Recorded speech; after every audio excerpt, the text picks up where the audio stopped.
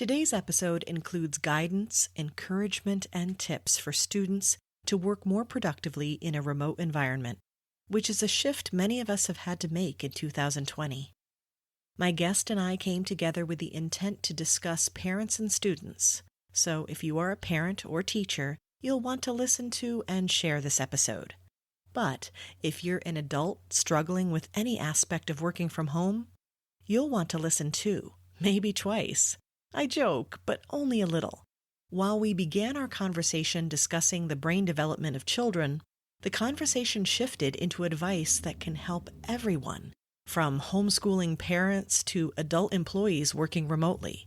We cover tried and true productivity and organizing tips that will help you make the most of your work-from-home efforts. You're listening to the Positively Living podcast. I'm your host, Lisa Zawrotny, founder of Positively Productive Systems and a coach certified in time and stress management, helping clients make space for what matters most in their lives.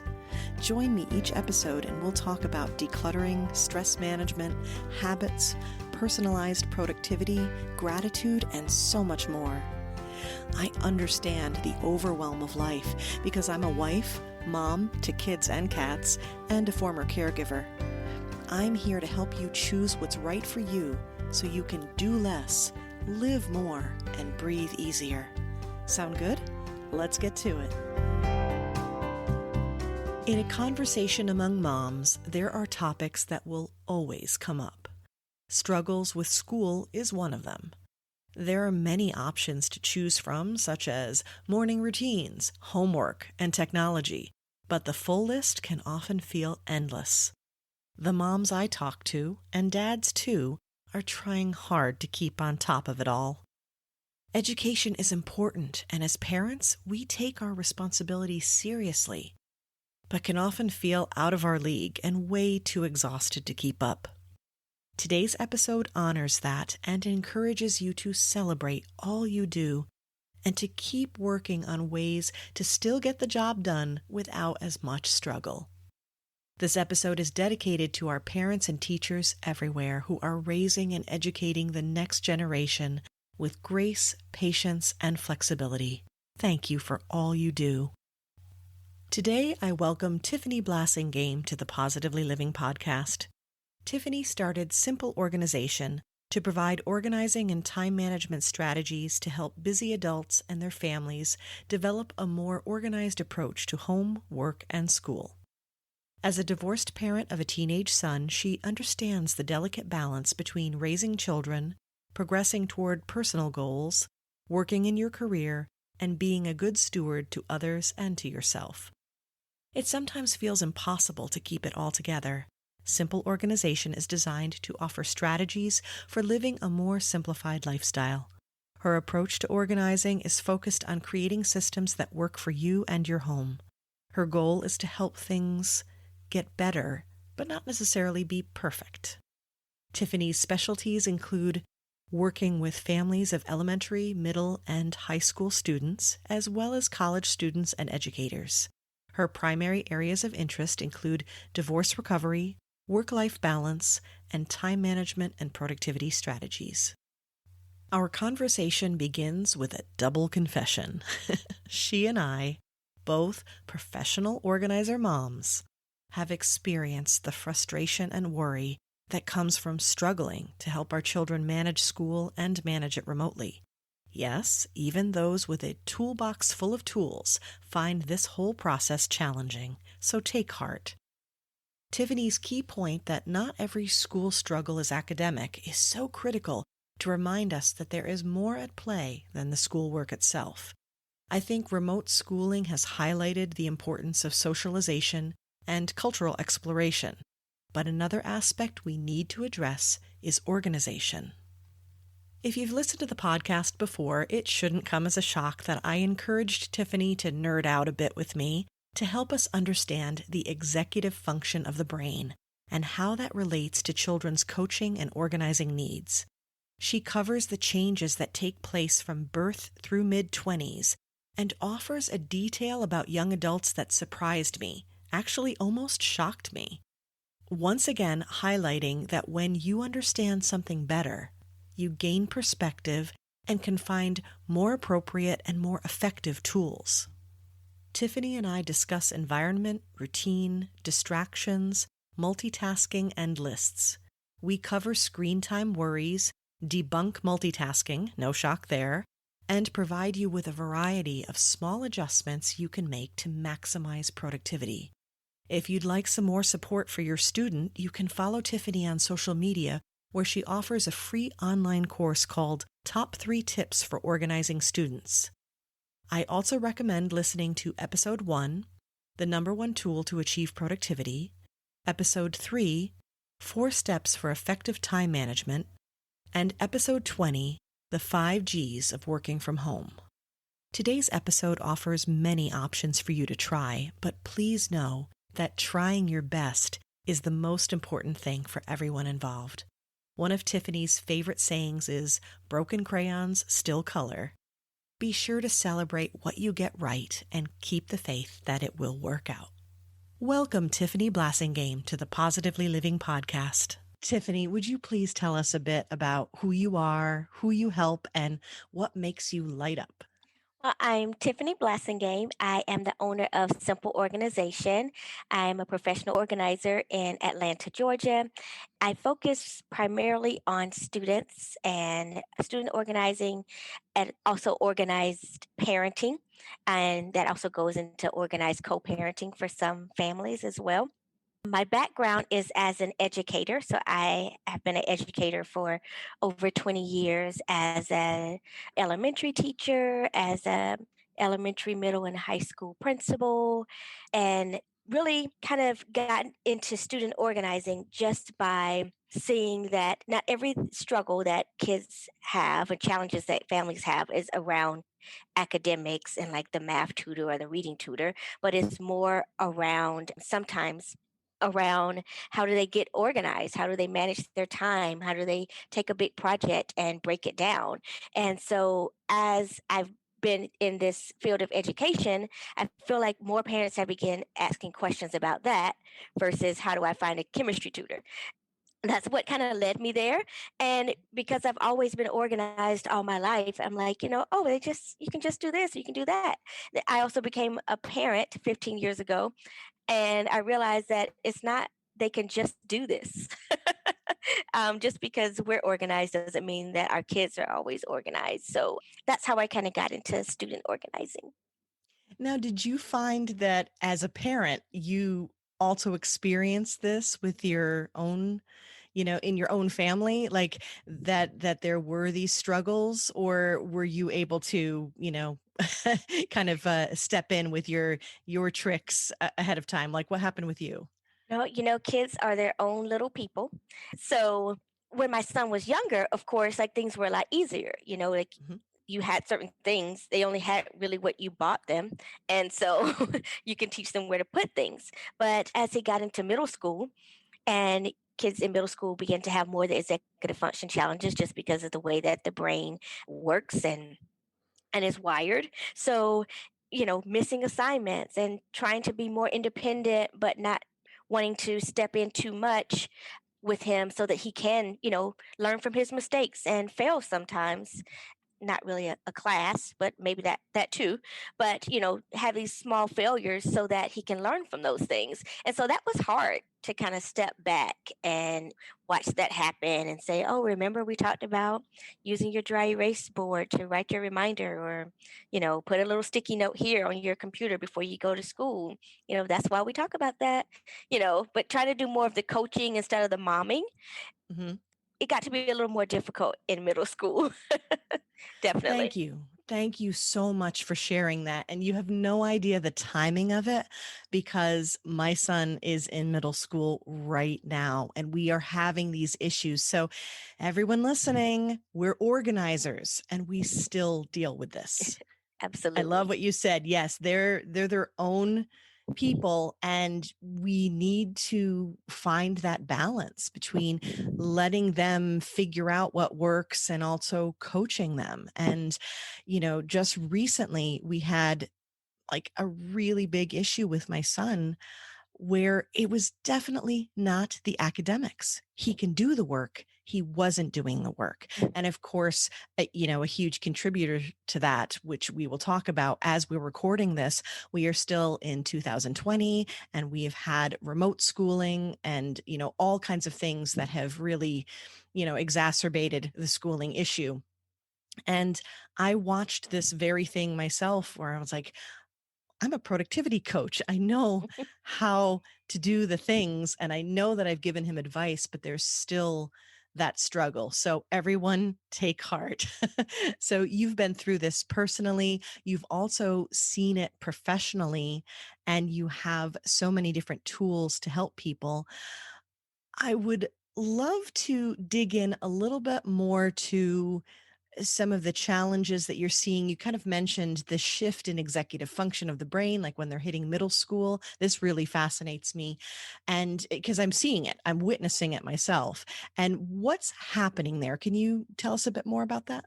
Sure. So, we often talk about executive function skills, especially if you're anyone that's kind of studying productivity, right? And we often talk about other conditions that affect executive function skills like ADD or ADHD, but we Mhm. don't just talk about the normal development of those skills. When our kids are young, from birth to age 2 or 3, their executive function skills are developing quite rapidly. And that's why we talk about, you go to the little preschools and the little toddler classes and their little baskets with things labeled, and you put their things back and they have their cleanup song. You always give a warning before you leave grandma's house because you know there's going to be a meltdown if we haven't given an amount of time for them to know that we're good, we're going to leave this place, right? We do that when they are young and their executive function skills are growing rapidly. And so we actually do a great job as parents of coaching during that time. And then they go to elementary school and the teacher are, that kindergarten teacher has those centers. They know where the math center is. They know where everything's labeled. You put things back. They know where their cubby is. They have the schedule on the wall. And so someone is consistently working with them through elementary school on their executive function skills. And those skills still aren't growing as rapidly as they were birth through age 2, but we're still coaching and training just by environment in itself. And then middle school hits, and our brain actually, those skills actually begin to develop just as quickly as they did when kids were toddlers and infants.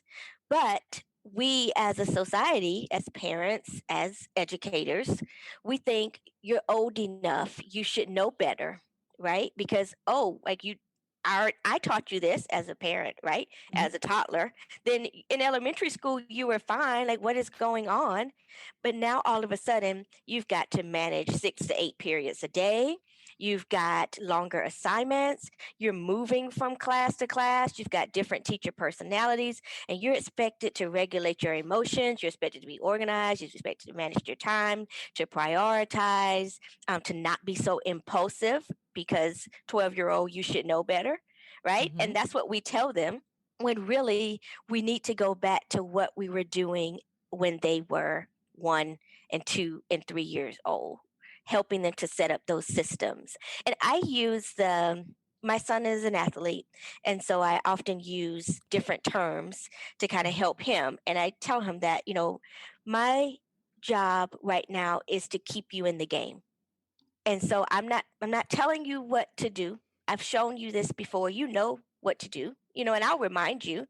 But my job is to keep you in the game. So I'm going to encourage you. I can't do it for you. I'm on the sidelines. I'm going to encourage you. I'm going to try not to yell, like the coach, but I'm going to like, hey, like you got it. Like, oh yeah, sending text messages that are encouraging, don't forget this kind of thing.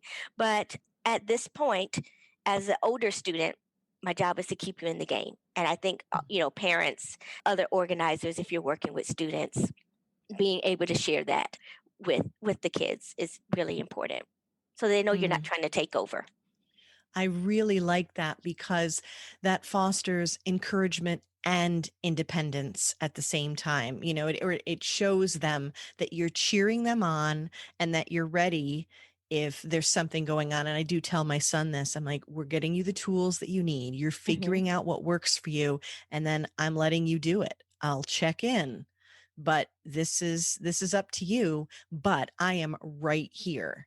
It's not like you can't ask for help. Hmm. So, but it has been tricky because, of course, we want them to succeed. We want to support them. But that is such a great combination of support where you're like, I'm giving you the tools. I'm here to help, but I'm also stepping back so you can figure this out. And that's the way that it will last for them, right? Yeah, well, interestingly enough, Lisa, these executive function skills aren't fully developed until around age 25. Oh, So, interesting. Okay. we begin to put kids out there. We do so much right around the age of 18. Hmm. They go off to school or they go into the workforce, and we just expect so much of them, and they still need that support, and maybe not as much as they did in middle school or as little toddlers, but Hmm. they still need that support. And sometimes we still have to step back and say, hey, like, I know he's 21, but I really need to kind of help him with his time management because he's been late to work, or he's missing these classes, and start to have those conversations with your child. Oh man, this is such a critical point that I think we completely miss because there does seem to be this cultural expectation of these certain ages or stages that we have that we're like, okay, you need to be doing this now. But the Mm-hmm. idea that developmentally there's still a need, well, I think that's encouraging in two ways. One, encouraging you to continue to help, and also encouraging to know it's not your child, it's not you, it's right. It's Absolutely. you're not doing anything wrong. There's nothing going on here, but that it's okay to keep providing that support. Mm-hmm. Now, so this is like I think the general development and the stages that you've seen, and of course, especially moms and dads know how much there is in terms of juggling when it comes to school and what's going on there. But as I was mentioning, this year that we're recording this in 2020, there was a whole new level with remote work. Mm-hmm. What's been your observations about that?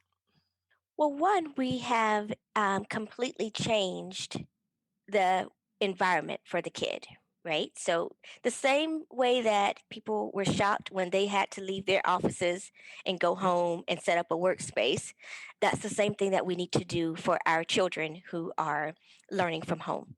That they need a dedicated space, and that space is wherever. I have some kids who work on the patio because they do better outside. They have their headphones on, and for a period of their school day, like, that's just their place where they can be more productive, right? So Right. you kind Mhm. of have to find out like what type of child you have at home, what's going to be best for them, how to make things can be mobile. So how can you have a little small caddy that they take from their bedroom or from the kitchen table to the porch to do the library lesson where they're just listening to the story and maybe doodling or whatever it is. But kind of make a schedule around environment the same way the school has that schedule around environment. They know Mhm. how long they're going to be in their certain period class or either their homeroom class. They know how long where they're going to be for library. They know where they're going to be for art, and it may be the same place all day as well. Whatever works for your kid, and you have to set up each kid that way. Yeah, that's such an important point. And this is, I'm sure, what we both coach is understanding whoever it is that you're helping, whether it's your child or yourself, is the understanding of how you best work. And I can see this at play in my home with my son and my husband, who are actually very similar in how they work.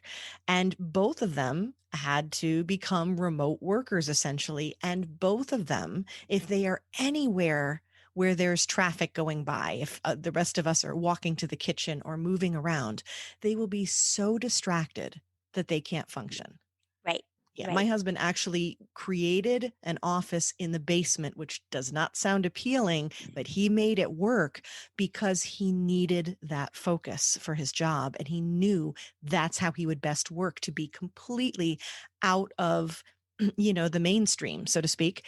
And then the same thing for my son. He wants to hang out where other people are, Hmm. but he's not as efficient with his work. Yeah. So now both he and his sister are in their rooms. We've set up spaces in their bedrooms. Now, every once in a while, depending upon the work, like you said, we might be able to move them to a different location. Or if the Hmm. house is especially quiet, we can play with it a little bit and change it up, which I know changing environment can help sometimes, right? When you need a break, right? Yes. Yes. And for the type of work that you do, like I feel that for me, I work better when I'm on a Zoom call if I'm like at my desk and like really focused on that call and being present with that person. But if I Right. want to do a webinar and kind of take some things in, I like to be outside on the front porch and listening to that. It's something about, getting in information just being outside for me. So, I really feel that, having your child think through those things, and it doesn't often come like the very first conversation you have with them, like they automatically know what they like, right? But over time, especially with us being in this remote environment for a while, they'll begin to know and understand what works for them. And you have to be flexible with that change, like how you said with your kids Hmm. as well. And at the very least, I guess we could start with with what doesn't work, right? Like Hmm. if you feel like you're on the same assignment or you're trying to do the same thing, and we've all experienced that too. I've had situations where I'm like, I think I just read that chapter 4 times, like or that same paragraph or whatever. It's like that sort of repeat where you're not quite moving forward. So, what else? So, definitely dealing with the environment. That's a huge, huge part of it, and understanding where you work best. That's one way that we can handle this remote change that we may have for some time to come. We don't know. Right, right. But, The other thing is, and it's something that I use in any type of environment, whether that's in person or remote, but your morning routine begins at night. And the mm, same way that you would set up putting backpacks by the door to go out or getting that PE uniform together or whatever it is that you did when they were in person, doing the same thing for remote learning. mhm, So, after the day is done and after the homework and everything else, like going ahead and kind of cleaning off the desk, putting things away, taking the cups back to the kitchen, whatever you have on your desk, getting set up, knowing ahead of time if is there a test tomorrow, was there something due later this week that I need to make a note of, is there something I need to ask the teacher tomorrow, maybe making a little list depending on how old the child is. mhm. But even a younger student can, reorganize their pencils and crayons that they had out and their scissors and, cut up paper that they had or whatever it is that they had in their space and getting ready for the next day so that, when they get to school each day in a regular environment, they show up and their desk is ready for them, right? Right. The teacher made sure that they cleaned up their space and was set up for the next day and reminded them, oh, tomorrow we're going to do this. And so the same thing for them at home, that your morning routine begins at night and getting that set up. Maybe snacks in the kitchen. We often put like just a clear shoe box and, put the snacks for the day because, you got teenage boys, those snacks will get gone as their own snack container, right? And so that's where to get refuel for the day when you take your break to get a snack, or if you have a place for snacks in your little caddy, whatever that is. But going ahead and setting that up is really important because that keeps a routine and it keeps it feeling like I have a plan for the day. And oftentimes, if parents are working and all the other kids are in school, like there's a period of time where the kid is trying to navigate on their own, and so knowing what to expect for the day is quite helpful. Yeah, and making things easy, being proactive in that way of saying, okay, so it's not spending time like, what am I going to have for a snack? You have the snacks ready to go. And it's like, okay, just grab one of whatever it is. And what you're talking about with prepping the night before, prepping the space, use the term back to neutral, right? Okay. And getting that space back in order. And you're right, almost any age range. And I mean any age range as in adults. Are you listening right now?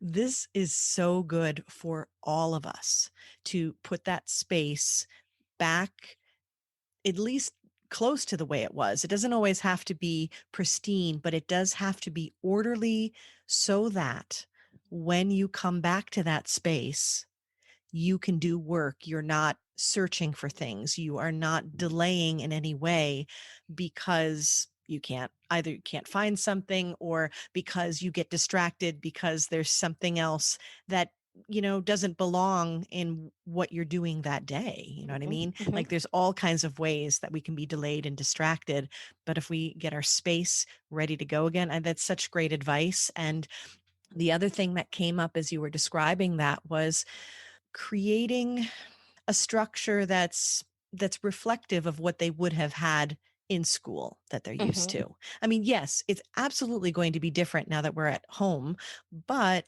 you can create something that's at least similar enough that Hmm. it helps you keep that routine Hmm. because that structure and environment and keeping a routine, they all play together so much, right? Yeah, yeah. And you mentioned distractions. That's a big one for our middle school and high school students and college students as well, Mhm. is learning to limit the distractions. And we know that in school, there are rules around devices, phones, extra devices that you bring into the school, just depending on what rules the school has, but setting up some limits around that. So, and that depends on your student, right? So for some, like, just, I need you to put your phone outside the door when you're on the class so that I know that you are focused on class. Some kids don't have that much of an issue with it, so I need you to just have it on the little phone caddy or wherever, little phone holder. So, but knowing what your child's limitations are with Mhm. with devices, and it's just hard, right? Like, these screen wars, it's hard. But having a plan for that device, and having the time when they know that they'll be able to use it, like snack time when you go downstairs to your little clear box, you can also scroll through, respond back, do whatever you need. When it's time to jump back on, you get back on. I know that that's been difficult. And then sometimes kids need the phone for the class. Like if the teacher is doing something where they have to have two devices, they're playing, letting them know that it's okay when you need it, but when you don't need it, let's take a pause from it and really focus when you need to focus. So, Yeah. Sometimes when, they need both devices, you need to let them use that, but then you find another time to limit it, right? And yes, yes, I absolutely love this idea of because this goes into intentionality that I'm big on of saying, okay, not now, but then. So this idea of maybe combining screen time and snack time. I like that, right. Yes, yeah, because and my son is absolute everything you're describing. I'm like, yep, that's my boy. He needs to use devices for school. However, it's so easy to be distracted and be like, "Well, what's on YouTube?" It has nothing to do with right. school. So understanding that there's a time when he gets to do these things. It's like that delayed gratification that can be helpful. Yes, I think it'd be helpful for all of us. I know I use it as well. I'm like, it's time to binge watch some movies, but it's like, but not yet. I have to do these other things first. And so I try to use that tactic with him as well. yeah. I mean, it's hard. Screens are hard, but there's so much research out there, around productivity and limiting those distractions, and we just have to get more comfortable with what that means for us and putting it into practice. Right. Have you either found techniques or specific, like parent apps or things like that, where there's certain controls that parents can put in place? Have you come across any of those, or known parents who've used those successfully? Most parents will use just the parental controls that come with whatever device there Yeah. is. I know the bedtime app and putting the phone on do not disturb is something that I recommend for specifically at nighttime for kids, because every time they hear that ding, they're not going to be sleeping well. Hmm. And so teaching them that you're going to be asleep, you know, we're going to do a countdown on the phone. It's going to go on, it'll automatically go on into the bedtime feature, Right. or do not disturb. And also doing that when they put the phone, if they put it outside their door, if they put it away while they're working, putting it on do not disturb, and having them take all those notifications off. Like, do you really need to know when ESPN is going live in the middle of your chemistry class? No. So, And I'm just loving this so much because, again, yes, for students, and yes, for students, because not only do they need this right now, but this teaches them for the future. Because go ahead and raise your hand, because I'm going to raise both of mine, if this has been a struggle for you as an adult. And learning the right. Yeah. Yeah. Tiffany's got hers up too. So if we do this now when they're younger and show them these techniques, it's not that you can't have screen time. It's that you're being selective with it. And I love a lot of you're right. The apps, I mean, just any of the systems have controls in place already. It's mhm, not even that you have to get a third party control. It depends, I guess, upon what systems you have in place in your house. But on almost any phone now, there are things like do not disturb, and there's mhm, different ways to control. And for safety's sake too, you can have do not disturb on, except mom's calls can come through. You know what I mean? Like there's a lot of ways that you can tweak yes. those settings to make sure that it's removing distractions, but still, keeping things like safety in mind. So love it. I also remind parents, whether kids are in school or at home, is to, I know sometimes like we want to tell them something, but each time we text them or each time we call them, we are breaking their focus on something. So if it's something that can wait, that you can remind yourself to remind them later, unless it's like something that they really need to know at that time, Hmm. that we're careful about that, because it's easy to be downstairs working and say, "Oh, I need him to take that trash around later today," and you know that they're in the middle of algebra. That we can wait on that, because that each time that breaks their focus. And then it also has them pick up their phone because it's mom, and then they Hmm. get to scrolling, and then now we're back down the same rabbit hole that we were Yeah. trying to avoid. So, yeah. That's such good advice, that while we're worried about the other distractions that we often talk about, things like our devices, that we can also be an unintentional distraction too. And I know that I've struggled with that myself personally, because I think of all the things and I'm making my lists, and then I want to express what I'm, doing, or what I need, and I'm thinking it's not just my children, but my husband, you know what I mean? Like everybody. And it has taken some work on my part to say that's not going to serve them well. And two issues will happen. One, they'll be distracted from their work, which is the thing that you're talking about. And I want to get into a couple of details about that in just a moment. I have a question about that. But the other problem too is that they may or may not remember it too. So then everybody loses. So keeping a list, and again, maybe that's an opportunity if it's something that you really need during snack time, Hmm. snack Hmm. time, screen time, chore time, whatever. Yeah, definitely. And that's another kind of batching, if you will. Like if you have things that you want to talk about or communicate, waiting until that point. And the same thing could go for them, right? They Hmm. can make those lists. You mentioned the whiteboard. I want to give a shout out to the whiteboard. Or a Whiteboard. chalkboard if that works for you, but something that's, dry or wet erase that you can keep making notes on. Hmm. And so if something comes into your brain, this is it. That's such a great productivity tool that you're talking Mhm. about of making that list and not dealing with it right then and there. Because, and I wanted to get back to that, let's talk about this whole like debunking the multitasking thing, right? Oh, yeah. Okay. Because when you interrupt, it's not really multitasking, it's task switching, right? Yeah, multitasking is a myth. Like that is I that's something I say all the time as well.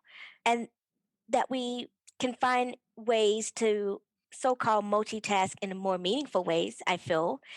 One of the things that we would do when my child was virtual was we would take a pause and we'd go for a walk like right after classes, and I would schedule my day around that. And so when we were walking, we would then begin to talk about those things that I may have put on the dry erase board or that I wanted to remember to say to him. And so that is a more meaningful way. Like, we're spending time together, we're talking about our day, I'm slipping some of those things in. And Yep. to me, that's more meaningful than just sending texts and then stopping and doing this and that, and to him, he just sees it as more things to do, right? Yeah, that's a really good point. And then you're also being so intentional, that's easy for me to say, about what I call the task switching. So you've stopped, he works, he focuses on what he's doing, then he stops, and then the two of you take some time together.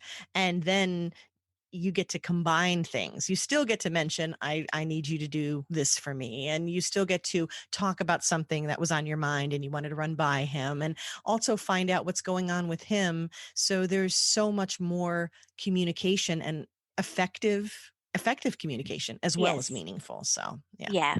Yeah. that's a great suggestion. Love that. I think these are the top tips that we can leave everyone with today. Focusing on the environment and the dedicated space, understanding that the morning routine begins at night.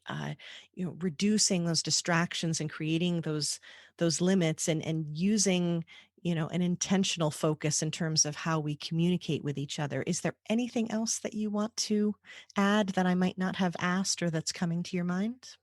Well, you spoke a bit about the dry erase board, and I Hmm. really think that's another big piece. Is I call it making your thinking visible. Ooh. And so many times we have all these ideas in our head or tasks in our head. And so when we write them down outside of our head, whether that's speaking them into our phone and making a list, whether that's putting Mhm. it on the dry erase board, but you make your thinking visible. And especially when you feel like you always have things like packed down, or when it's time to go to bed and you have all these things on your mind, before you put that phone across the room, you go ahead and speak all those ideas in there right when you get out of the shower and you came up with those shower ideas. Speak Mhm. them in there, and then save those ideas for a later time when you need to access them. But the same thing with kids as well. And sometimes kids give us ideas and things that they want to do, and keep a little family fun board, or if you think you promised to play the hippo game, then you might want to write that down because it may not be very important to you, but it was important for them to mention that we have movie night or that we play shoots and ladders or whatever it is. So make your thinking visible. I love that so much. Make your thinking visible. There's so many good things about that suggestion.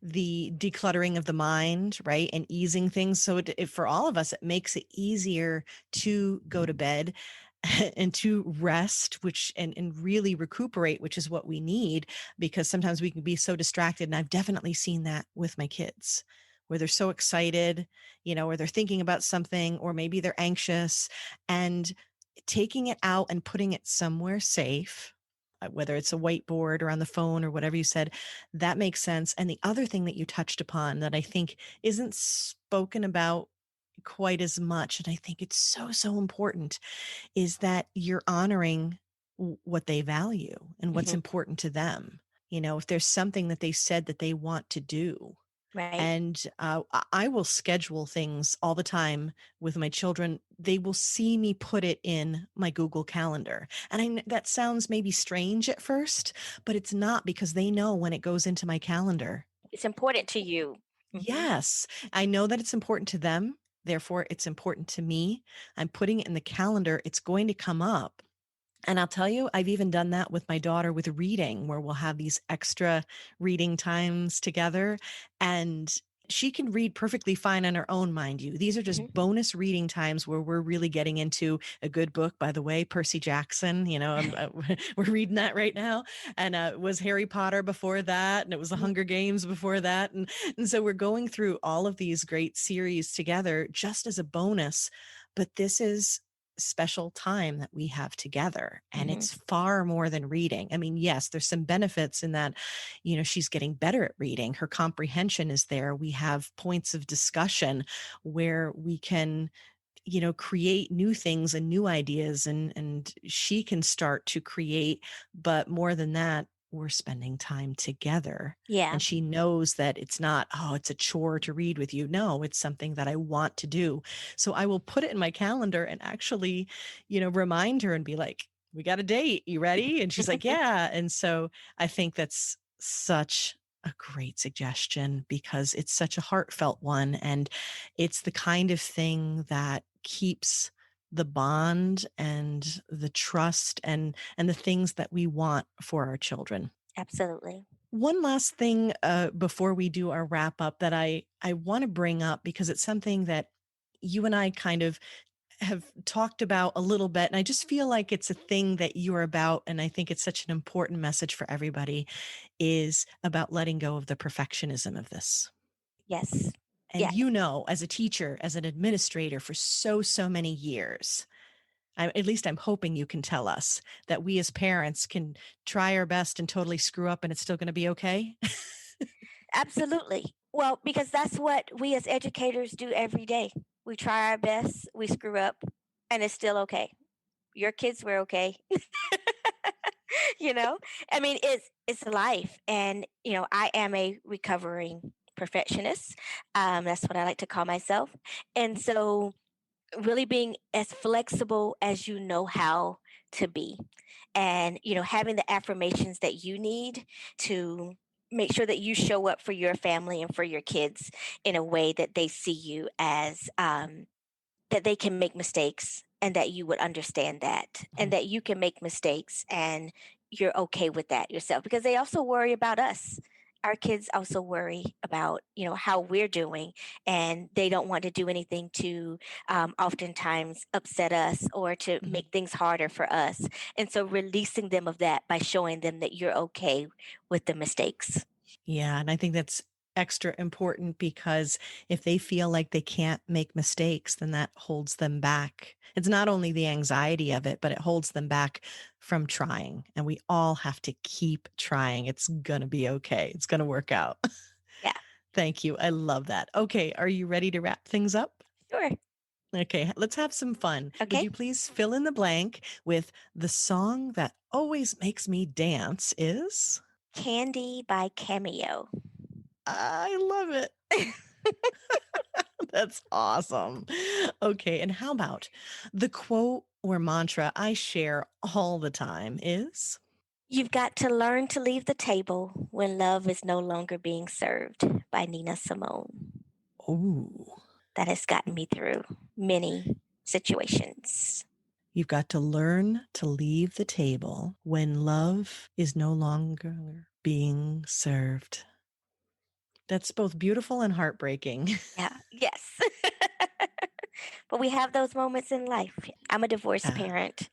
So we just have those moments in life where you have to make hard decisions. And that's right. yeah. And you have to make hard decisions that serve you and serve your family and Hmm.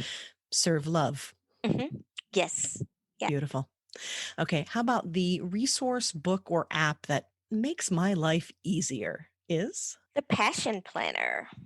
I love the Passion I Planner. love the Passion Planner. I love the way different ways it can be customized. I like having like my notebook and my planner right in front of me. I Mhm. love the goal setting that you get from using the Passion Planner. The Passion Planner is how I started my business. Mhm. So, yeah. I love that. Yeah, there's some good guidance in there without it being too busy. Mhm, I feel. I mean, that's mhm. just my preference. Everyone has a different preference. Planners are very, very personal, but I Yes. agree. I really do like that one. So shout out to the Passion Planner. All right. And last but definitely not least, what or whom are you grateful for today, Tiffany? I am grateful for my son, like being able to just like talking with you today and sharing our life together. Years ago when we were going through our family challenges, I wouldn't have thought that I would be able to share just kind of what's worked for us and how we've made it through those challenges. And so I'm very grateful for him and how he's gone through this journey with me, and we've gone through this journey together. So I would say my son. I'm grateful for him too, and grateful for you being willing to share this story and all of your knowledge with us. So tell us where we can find you online, what you have going on, what kind of support that you have for us, if we could use a bit more getting organized. Absolutely. So I am on Facebook and Instagram at TW Blass, TWBLASS, under my company, Simple Organization. I also have a free online course for students, a 15-minute, my top 3 tips for organizing for students. So you can find access to that through our online course platform on the social media sites. And each January, I do a organizing conference for families with Ebony and Orderly. It's a group of Black professional organizers here in Atlanta, and we're doing a virtual conference January 17th through the 19th, and you would still have access to that. But we do it every year where we just provide parents and students with organizing tips around organizing for home, family management, meal prepping, mindset in organizing. So that's where you can kind of find us. And all of that is on the social media sites at TW Blass. Okay. And I will definitely have those in the show notes and let everybody link to you and connect to you because I'm sure they'll want to. And I thank you so much, Tiffany, for talking with me today and for shining your light in this world and for sharing it with us.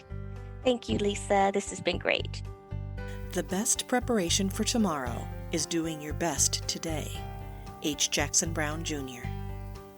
Thank you for joining me on the Positively Living podcast.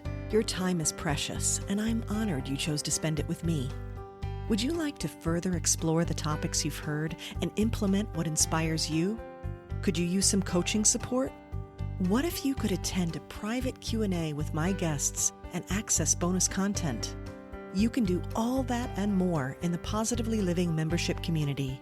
Check the link in the show notes or head to positivelyproductive.com/membership to enroll. I look forward to having you join me next episode and in the community. Until then, keep it positive and keep making space for what matters most.